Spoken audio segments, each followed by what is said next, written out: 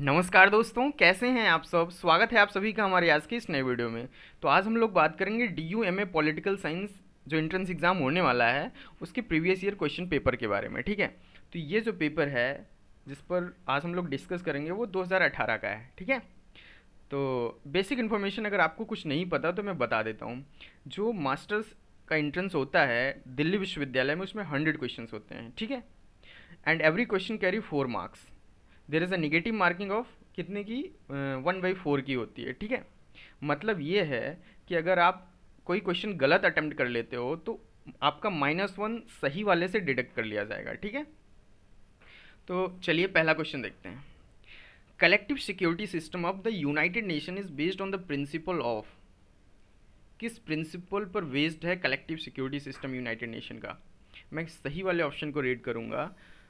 वैसे ये चारों ऑप्शन जब आप रेड करोगे ना तो ऑटोमेटिकली आप मीन्स आंसर दे ले जाओगे। ठीक है, तो करेक्ट ऑप्शन इसका all for one, one for all. इसका मतलब यही होता है कि अंडर इट, इसका मतलब ये है कि यार अगर यूनाइटेड नेशन में का कोई मेंबर है और उस पर कोई अटैक करता है तो जो अग्रेसर होगा उसके अगेंस्ट हम सारे लोग मिलकर मिलिट्री एक्शन लेंगे। ठीक है, ये होता है इसका। वैसे यूनाइटेड नेशन पर कम से कम इसी पेपर में आपको 2 क्वेश्चन मिलेंगे। यूनाइटेड नेशन पर अच्छे से स्टडी कर लीजिए, इसको इस पर नोट्स बना लीजिए। इवेंट चार्टर 1945 में जो आया था उसको अच्छे से रेड कर लीजिए। Event charter is the founding document of United nation. ठीक है, इसमें जैसे हमारा इंडियन कॉन्स्टिट्यूशन है उसमें आर्टिकल्स हैं, प्रीएम्बल है, चैप्टर्स हैं, सेक्शंस हैं, सेम वैसे ही ये यूनाइटेड नेशन का समझ लो कॉन्स्टिट्यूशन है जिसमें एक प्रीएम्बल है, 19 चैप्टर हैं और 111 आर्टिकल हैं। ठीक है, उसी में जो सबसे इम्पोर्टेंट आर्टिकल आता है जो कई बार पूछा जा चुका है, इंटरनेशनल कोर्ट ऑफ जस्टिस। किस चैप्टर या उसका आर्टिकल कौन सा है चार्टर में। तो आर्टिकल जो 92 से लेकर 96 है यूनाइटेड चार्टर का, वो है इंटरनेशनल कोर्ट ऑफ जस्टिस का आर्टिकल। सिक्योरिटी काउंसिल का कौन सा आर्टिकल है, वह है आर्टिकल 23 से लेकर 32 तक का। ठीक है, तो ये सारी इन्फॉर्मेशन जो बेसिक इन्फॉर्मेशन है वो तो पता ही होगी, नहीं पता मैं बता देता हूँ। फाउंडिंग मेंबर्स कितने थे, 51।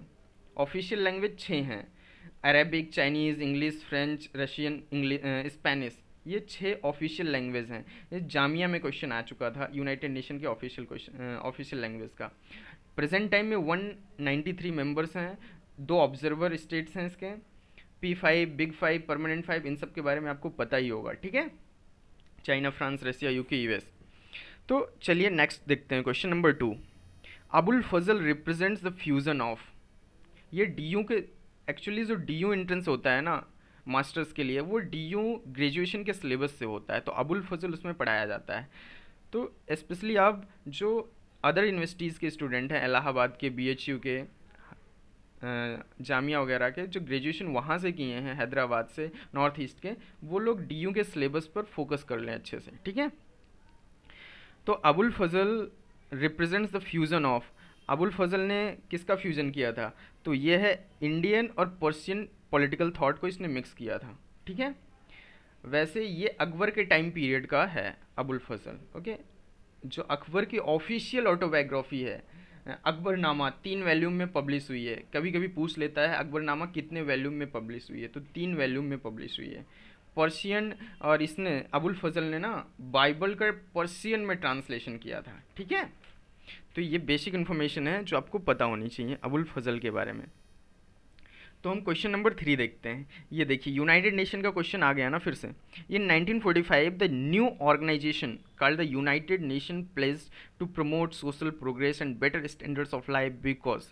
अगर आप इवेंट चार्टर पढ़ लेंगे तो आराम से ये क्वेश्चन दे ले जाओगे। ठीक है, करेक्ट ऑप्शन इसका कौन सा है, the event charter draws a link between international security and global poverty and development. ठीक है, तो इसीलिए मैं कह रहा था कि यूनाइटेड नेशन को अच्छे से पढ़ लो, इसी पेपर में 2 क्वेश्चन आ गए। Move to the next question, question number 4। 4 में क्या है, structural functionalism is a method was developed to study the politics of. किसकी स्टडी करने के लिए स्ट्रक्चरल फंक्शनलिज्म को डेवलप किया गया, तो इसका करेक्ट आंसर है politics of developing countries. Developing countries की पॉलिटिक्स को अंडरस्टैंड करने के लिए। ठीक है, स्ट्रक्चरल फंक्शनलिज्म का फादर मतलब कि किसने प्रोपाउंड किया, इस टर्म को किसने कॉइन किया था, तो टैलकॉट पर्सन, आप अच्छे से इसको लिख लीजिए। Father of structural functionalism Talcott Parson है, इन्होंने इस टर्म को कॉइन किया था। और इसी से मिलता जुलता एक टर्म है जो ज़्यादातर पूछा जाता है, structural functional approach. Gabriel Almond and Powell ने इसको डेवलप किया था, किसकी स्टडी के लिए, पॉलिटिकल सिस्टम को कंपेयर करने के लिए, ठीक है, टू अंडरस्टैंड पॉलिटिकल सिस्टम, इन्होंने ये स्ट्रक्चरल फंक्शनल अप्रोच डेवलप किया था। इसका मेन आर्गूमेंट यही था कि यार जो हम इंस्टीट्यूशन को स्टडी करते हैं, ठीक है, इंस्टीट्यूशन को, स्ट्रक्चर को, कोई भी पॉलिटिकल सिस्टम है उसके हमने इंस्टीट्यूशन की स्टडी कर ली, स्ट्रक्चर की स्टडी कर ली, उससे हमें उसकी कंप्लीट नॉलेज नहीं मिलती है जब तक कि हम उसके रिस्पेक्टिव फंक्शन के बारे में ना स्टडी करें, ठीक है।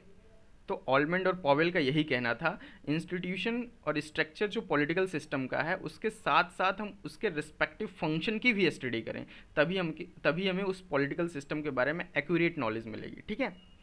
तो ये था क्वेश्चन, तो इसमें कंफ्यूज मत होइएगा स्ट्रक्चरल फंक्शनलिज्म और स्ट्रक्चरल फंक्शनल अप्रोच में, एक टैलकॉट पर्सन का है, दूसरा ऑलमेंड एंड पॉवेल का है। Move to the next question, question number 5, which of the following statement is true of the social contract of Hobbes. बहुत ही इंपॉर्टेंट क्वेश्चन है, सोशल कॉन्ट्रैक्ट थियरी पे क्वेश्चन आता ही आता है, ठीक है। फिलहाल इसका करेक्ट आंसर आप देख लो, everybody gives up their rights of governing themselves. ये सोशल कॉन्ट्रैक्ट किसका है, हॉब्स का है। तीन थिंकर्स आपको मिलेंगे सोशल कॉन्ट्रैक्ट पे, पहला थॉमस हॉब्स मिलेगा 17th सेंचुरी, उसके बाद जॉन लॉक आएगा 17th सेंचुरी, फिर 18th सेंचुरी में जीन जैक रूसो आता है, ठीक है। इनके फीचर्स के बारे में आप अच्छे से स्टडी कर लो। जैसे थॉमस हॉब्स का क्या होता है कि थॉमस हॉब्स, जैसे यहाँ पे ऑप्शन में क्या है, everybody gives up their right of governing themselves, माने अपने सारे राइट दे देता है सॉवरेन को, गवर्नमेंट को, ये हम सोशल कॉन्ट्रैक्ट में। लॉक क्या कहता है, लॉक कहता है कि हम सारे राइट नहीं देते अपने, हम कुछ राइट्स देते हैं, some of their rights to sovereign, कुछ राइट देते हैं सॉवरेन को, बाकी हम कुछ रखते हैं, ठीक है। वैसे रूसो ने पॉपुलर सॉवरेंटी का कॉन्सेप्ट दिया है, सोशल कॉन्ट्रैक्ट इसने बुक भी लिखी है, कंफ्यूज मत होइएगा कभी। Thomas Hobbes, John Locke, Rousseau, तीन ही थिंकर हैं कॉन्ट्रैक्ट के, सोशल कॉन्ट्रैक्ट के, जिसमें सोशल कॉन्ट्रैक्ट बुक जो लिखी है वो रूसो ने लिखी है 1762 में, ठीक है। तो चलिए नेक्स्ट क्वेश्चन देखते हैं, question number 6, which of the following is associated with pluralist thinker, या sorry pluralist theory. Pluralist theory से कौन इसमें रिलेटेड है आपको बताना है, ठीक है। चार्ल्स टेलर कौन है, कम्युनिटेरियन थिंकर है ना। सी राइट मिल्स, ये नहीं है, विल्फ्रेडो, ये सारे जो हैं, जैसे राइट मिल्स हो गया, विल्फ्रेडो पेरेटो हो गया, रॉबर्ट डाल हो गया, ये रॉबर्ट डाल जो है वो प्लूरलिस्ट थिंकर हैं, बाकी ये मिल्स, पेरेटो और मॉस्का ये सारे एलिटिस्ट थिंकर हैं, ये ज़रूर याद कर लो, ठीक है। एलिटिस्ट थिंकर, इस पे क्वेश्चन आता ही आता है, फिर जेएनयू हो या फिर कोई भी यूनिवर्सिटी हो, सेंट्रल यूनिवर्सिटी, इस पे क्वेश्चन आता ही है। जैसे सी राइट मिल्स, विल्फ्रेडो पेरेटो, मॉस्का, ये तीन थिंकर एलिटिस्ट थिंकर हैं, सर्कुलेशन ऑफ एलिट का कॉन्सेप्ट मॉस्का ने दिया है। तो ऐसे ये तीन आप याद कर लो, आपको एलिमिनेशन में बहुत हेल्प करेगी। चार्ल्स टेलर कम्युनिटेरियन है ही, ठीक है। तो रॉबर्ट डाल करेक्ट आंसर है यहाँ पे। रॉबर्ट डाल की बात करें तो कुछ चीज़ें आपको इनके बारे में पता होनी चाहिए, जैसे पॉलीआर्की, सबसे ज़्यादा पूछा जाता है इनका कॉन्सेप्ट, पॉलीआर्की का कॉन्सेप्ट। एक चीज़ और रॉबर्ट डाल की पूछी जाती है कि इन्होंने बहुत ही पॉपुलर डिफिनेशन दी है किसकी, पावर की। पावर की इन्होंने जो डिफिनेशन दी है वो ये है कि A has power over B to the extent that he can get B to do something that B would not otherwise do. समझ रहे हैं इस बात को, समझ जाएंगे, फिलहाल वैसे पढ़ा होगा आप लोगों ने ग्रेजुएशन में। तो बहुत ही पॉपुलर डिफिनेशन है पावर की ये, ठीक है। इन्होंने बुक्स लिखी है एक, हु गवर्न्स, ठीक है। और बिहेवियरलिज्म के तो एक्सपोनेंट है ही हैं, चीफ एक्सपोनेंट है बिहेवियरलिज्म के, ठीक है। Now move to the next question, question number 7, which of the following is not special minority rights endorsed by Bill Kymlicka, ठीक है। बिल किमलिका ने एक किताब लिखी है, ठीक है, उसी से ये क्वेश्चन बनता है। लगभग बिल किमलिका का जो भी क्वेश्चन बनता है ना, वो उसी किताब से ही बनता है। उस किताब का नाम है मल्टी कल्चरलिज्म सिटीजनशिप। जब आप इस किताब का पूरा नाम जान लोगे तो इनके सारे क्वेश्चन कर ले जाओगे। इस किताब का पूरा नाम है multi culturalism citizenship, a liberal theory of minority rights, a liberal theory of minority rights. तो इसी बुक में इन्होंने माइनॉरिटी राइट्स का कॉन्सेप्ट दिया है, मल्टी कल्चरलिज्म का कॉन्सेप्ट दिया है, टॉलरेशन, बहुत सारी कॉन्सेप्ट्स इन्होंने इस बुक में दिए हैं। तो आप इस बुक को याद कर लो, ठीक है। तो जो इसमें से गलत ऑप्शन है टेरिटोरियल ऑटोनॉमी राइट्स, ये स्पेशल माइनॉरिटी राइट्स नहीं है अकॉर्डिंग टू बिल किमलिका, ठीक है। Move to the question number 8 में क्या है? Which of the following is not an idea associated with Jeremy Bentham? Jeremy Bentham से कौन सा आइडिया एसोसिएटेड नहीं है? ऑप्शन देखते हैं। Individual rights are inviolable, every law is an infraction of liberty, it is the greatest happiness of the greatest number that is measure of right and wrong, natural rights और nonsense on stills. ये तो आप जान ही गए होंगे। Last 4 वाला option, third वाला option, ये फर्स्ट और सेकंड में कंफ्यूजन होगी आपको ना। तो जो सही ऑप्शन है वो इंडिविजुअल राइट्स आर इनवायलेबल, ये बेंथम से एसोसिएटेड नहीं है, ठीक है। बाकी ये तीनों नीचे के एसोसिएटेड हैं। जेरेमी बेंथम जैसा आपको पता ही होगा कि इन्होंने ग्रेटेस्ट हैप्पीनेस प्रिंसिपल का कॉन्सेप्ट दिया है, ठीक है। और ये जो आप देख रहे हो नेचुरल राइट्स और नॉनसेंस एंड स्टिल, इन्होंने बहुत ही ज़्यादा क्रिटिसाइज़ किया है नेचुरल राइट्स को, नेचुरल लॉज को। इन्होंने सिर्फ और सिर्फ लीगल राइट्स की बात की है और इन्होंने कहा कि जो नेचुरल राइट्स हैं, नेचुरल लॉज हैं, ये सब कुछ नहीं होते हैं, ये सब बेवकूफ़ी है, ठीक है। He only supported legal rights, father of utilitarianism इनको बोला ही जाता है। और एक बात जो बेंथम के बारे में आपको जाननी चाहिए वो ये है कि जो इपिक्यूरियन फिलोसफी है ना, इपिक्यूरियनिज्म, उसके इम्पॉर्टेंट कंपोनेंट है। इपिक्यूरियन फिलोसफी में जैसे लॉक्स आता है, जेफरसन आता है, थॉमस जेफरसन आता है और बेंथम आते हैं, ठीक है। तो ये चीज़ें, और हाँ एक बुक है बेंथम की, उस बुक का नाम है fragment on governments, a fragment on government. तो ये बुक अधिकतर पूछी जाती है, ठीक है। बेंथम से रिलेटेड क्वेश्चन जब आते हैं तो ये बुक जरूर आती है, ठीक है। Move to the next question, question number 9। Which of the following books deals with the concept of civic virtue? अगर आपने मैकियावेली पढ़ा होगा तो मैकियावेली में सिविक वर्च्यू बहुत अच्छे से डिस्कस हुआ है, ठीक है। तो यहाँ पे फिलहाल लेवियाथन किसकी है? थॉमस हॉब्स की है। सोशल कॉन्ट्रैक्ट किसकी है? रूसो की है। डिस्कोर्स मैकियावेली की है। रिपब्लिक प्लेटो की है। तो यहाँ पे आप डिस्कोर्स जो करेक्ट ऑप्शन है, क्योंकि मैकियावेली ने ही सिविक वर्च्यू का कॉन्सेप्ट दिया है, ठीक है। Move to the next question. जितनी भी इंपॉर्टेंट बुक्स हैं आपको अच्छे से उनको याद करना है नोट्स बना के। Question number 10। Which one of the following depicts the Westphalian constitution of world politics? Mostly IR से ये क्वेश्चन आता ही है वेस्टफेलियन ट्रीटी के ऊपर या फिर वेस्टफेलियन कॉन्स्टिट्यूशन के ऊपर। ये क्वेश्चन वेस्टफेलिया के बारे में आप थोड़ा सा अच्छे से पढ़ लो। सॉवरेंटी, टेरिटोरियलिटी, ऑटोनॉमी, ये तीनों ऑप्शन करेक्ट हैं, ठीक है। ट्रीटी ऑफ वेस्टफेलिया की बात कर लें तो ये 1648 में हुई थी। ओके, मेन पॉइंट्स क्या हैं मैं बता देता हूँ आपको। मेन पॉइंट्स इस ट्रीटी के क्या हैं कि इसने 30 ईयर वॉर जो हो रही थी, चल रही थी, उसको ख़त्म कर दिया था, ठीक है। 30 ईयर वॉर चल रही थी, इसको ख़त्म कर दिया था। फिर उसके बाद डच इंडिपेंडेंस को रिकॉग्नाइज़ किया और फ्रांस का जो प्रोविंस था एलेस्क एंड लॉरेन, उसको इसने फ्रांस को दे दिया, ठीक है। ये कुछ मेन पॉइंट्स थे वेस्टफेलियन ट्रीटी के बारे में। 30 ईयर वॉर का ख़त्म करना, डच को इंडिपेंडेंस दे देना, रिकॉग्नाइज़ कर देना उसको इंडिपेंडेंट, और फ्रांस को लॉरेन और एलेस्क जो प्रोविंस था उसको दे देना, ठीक है। Move to the next question, question number 11। Which one of the following is the position of the transformationalist in the debate about globalisation. तो ग्लोबलाइजेशन पे एक क्वेश्चन तो आता ही है। वैसे अब ग्लोबलाइजेशन पे क्वेश्चन पूछना कम कर दिया है, पहले बहुत पूछा जाता था। जो अभी BHU में एक क्वेश्चन पूछा गया था ग्लोबलाइजेशन पे, वो ग्लोबलाइजेशन टर्म को किसने कॉइन किया था, इस पर क्वेश्चन आया था। तो बहुत ही इंपॉर्टेंट है, इसको नोट कर लो। Globalisation was coined by Theodore Levitt.